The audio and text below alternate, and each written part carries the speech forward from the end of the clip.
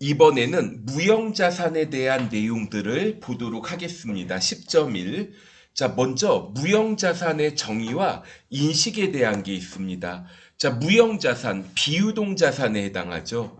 그리고 자, 형체가 없다고 해서 무조건 비유동자산이 아닙니다. 외상매출금 같은 거 형체가 없지만 뭐 이거 무형자산 아니잖아요.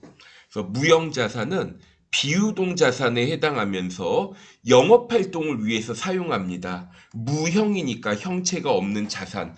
자, 이런 경우에 무형자산이 될 수 있고, 자, 그리고 인식 요건이 있는데, 자, 일단 이게 어느 게 무형자산이다 식별할 수 있어야 되죠. 자원에 대한 통제가 가능. 자, 미래에 경제적 효익이 있을 것. 그러니까 우리 자산의 정의가 미래에 경제적 효익이 있는 거잖아요. 자, 그럼 예를 들어 볼게요. 자, 우리 회사 근처에 뭐 도로가 하나가 있어요. 자동차가 다닐 수 있는 도로를 지나갈 수 있는 권리. 이런 거 무형자산이 될 수 없죠. 왜?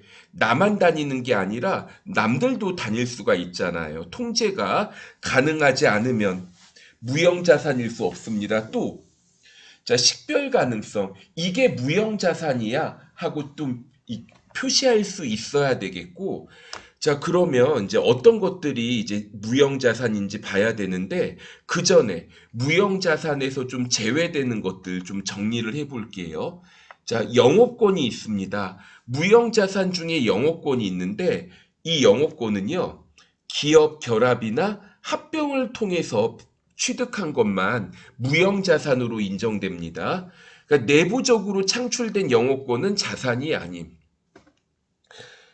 그리고 고객과의 관계, 뭐 고객 목록이라든가 아니면 조직 개편에 대한 것들 막 이런 것들 무형자산이 아니다 이렇게 써져 있네요. 자, 우리 회사의 단골, 그러니까 예를 들어 자 내가 강의하는 학원이 있는데 어떤 학생이 저한테 이제 전산회계, 전산 세무도 듣고 재경관리사까지 들어요. 그럼 이 학생을 자산으로 인식할 수 있을까요? 뭐 재경관리사까지 하면 더 이상 이제 배울 게 없다 하고 이제 다른 거 하시거나 뭐 그러겠죠. 그러니까 고객과의 관계, 무형자산으로 볼 수 없습니다. 조직 개편에 관련된 지출이 있는데 예를 들어 우리 회사의 직원을 좀 기존 직원을 몇 명을 내보내고 새로운 직원을 뽑고자 해요. 그러면 기존 직원들 내보내면서 해고급여나 퇴직급여 같은 거 인식하겠죠. 그리고 새로운 직원을 뽑기 위해서 뭐 광고 홍보해야 되죠. 이런 거는 비용이지 무형자산이 아니죠. 프로그램을 운용하는 직원에 대한 교육비. 자, 이거는 뭐 교육훈련비 비용으로 처리하지 무형자산이 아닙니다. 자, 내부적으로 창출한 상표. 예를 들어 뭐 나이키가 있어요. 나이키라는 이렇게 생긴 뭐 상표가 있는데 이런 거 자산으로 인식하지 못합니다. 자, 이러한 상표가 자산으로 인정받을 수 있다면 그냥 디자이너 보고 하루 종일 우리 회사 상표만 만들어서라 이러겠죠. 자, 내부적으로 창출한 거는 자산으로 인정되지 않고 그 다음에 이제 연구 개발과 관련해서 연구 단계에서 발생한 게 있어요. 자, 이게 연구 단계라는 게 있고 개발비에서 연구 단계가 있고 개발 단계가 있는데 연구 단계에서 발생한 거는 비용으로 처리하고 자, 개발 단계에서 발생한 것 중에 자산 요건을 충족하면 자산 요건 충족 시 무형자산이 될 수 있다. 이렇게 정리를 해볼게요. 자, 아까 전에 영업권이요. 기업 결합하고 합병을 통한 취득뿐만 이거 무형자산으로 인정받는다고 했는데 사례를 한번 보도록 하겠습니다.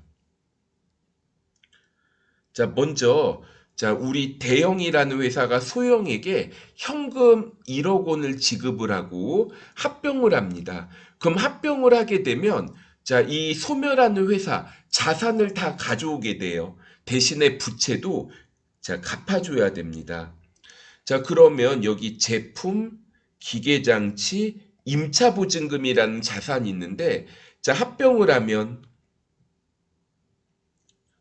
제품, 기계장치, 임차보증금이 이렇게 이제 나한테 이제 증가하게 되겠어요. 그리고 부채도 갚아줘야 되죠.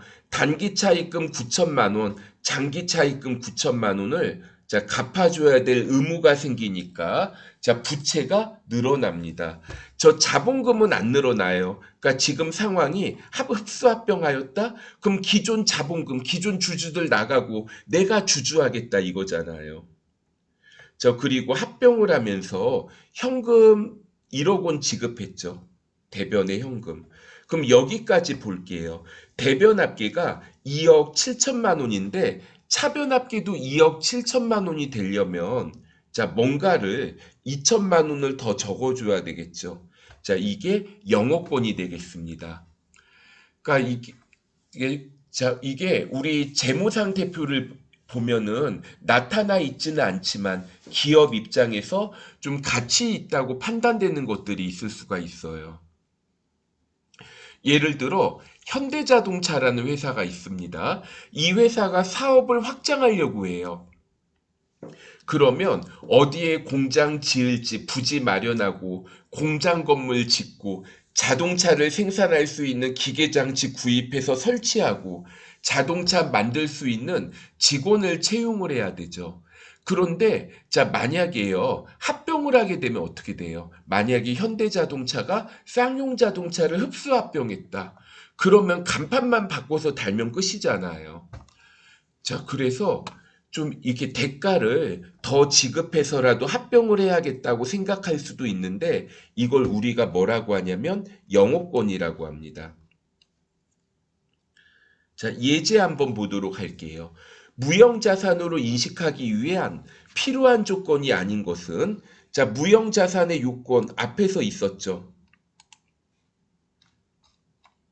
자, 식별 가능성, 자원에 대한 통제가 가능할 것, 미래의 경제적 효익 이런 것들이 있었습니다. 그리고 재무상태표에 반영하려면 금액으로 측정할 수 있어야겠죠. 자, 4번의 사업 결합에 의하여 취득한 이거는 자, 모든 무형자산이 아니라 영업권만 해당되는 거죠. 자, 영업권만 해당하고 다른 무형자산의 인식요건은 아닙니다. 그 다음에 2번 무형자산에 해당하는 것으로 옳은 것은 종업원의 기술 이거 배타적인 권리가 없잖아요. 그러니까 우리 회사에 일을 잘하는 직원이 있는데 만약에 어떤 회사에서 지금 연봉이 2배를 줄게 우리 회사로 와 그럼 가겠죠. 그러니까 통제 가능하지 못하니까 무형자산으로 인식할 수 없습니다. 자, 2번이 답이 되네요. 사업 결합으로 취득한 영업권 인정되고 조직 개편 이거 그냥 비용 처리하고 연구 단계도 비용 처리합니다. 무형자산으로 보고하기 어려운 것은 연구 단계에서 지출한 것은 비용 처리해서 1번이 답이 되겠어요.